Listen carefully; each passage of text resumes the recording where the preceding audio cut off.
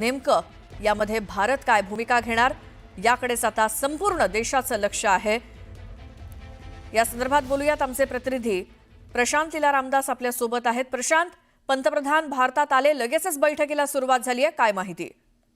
बरोबर, पंतप्रधान नरेंद्र मोदी दिल्लीत दाखल होताच त्यांनी तात्काळ भारताचे जे राष्ट्रीय सुरक्षा सल्लागार आहेत डोवाल आणि सोबतच जर बघितलं केंद्रीय परराष्ट्र मंत्री जे आहेत जयशंकर आणि सोबतच याशिवाय इतरही अधिकाऱ्यांसोबत त्यांनी सध्या पहलगाम आणि काश्मीरमध्ये जी परिस्थिती आहे त्यावरती एक अत्यंत महत्त्वाची ब्रीफिंग घेतली।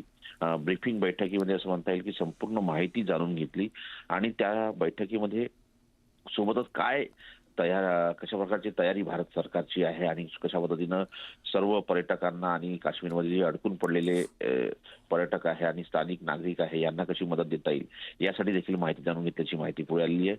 होऊ शकतं पण जेव्हा केंद्रीय गृहमंत्री भारतात जेव्हा दिल्लीत परततील तेव्हा केंद्रीय मंत्रिमंडळाच्या सुरक्षा विषयक समितीची बैठक असेल, पण सध्या त्यांनी पहलगाम मधल्या परिस्थितीची माहिती पंतप्रधान नरेंद्र मोदी यांनी जाणून घेतली। जसे दिल्ली विमानतळावर उतरतात त्यांनी त्यासोबत अजित डोवाल जे सुरक्षा सल्लागार आहेत, पंतप्रधानांचे राष्ट्रीय सुरक्षा सल्लागार आहेत, त्यांच्याकडून संपूर्ण माहिती जाणून घेतली आणि त्यानंतर बघितलं तर महत्वाचं म्हणजे जो हल्ला झालेला आहे दहशतवादी हल्ला, या दहशतवादी हल्ल्याचे जगभरातून जे पडसाद निर्माण झालेले आहेत, जगभरात पडसाद उमटलेले आहेत, त्या संदर्भात देखील या बैठकीत चर्चा झाल्याची सूत्रांची माहिती आहे। बिलकुल प्रशांत, आणि या बैठकीतलीच काही दृश्य आपण बघतोय। विमानतळावरतीच या बैठकीला तातडीनं सुरुवात झालेली आहे। पंतप्रधान नरेंद्र मोदी आणि संबंधित अधिकारी या बैठकीला उपस्थित।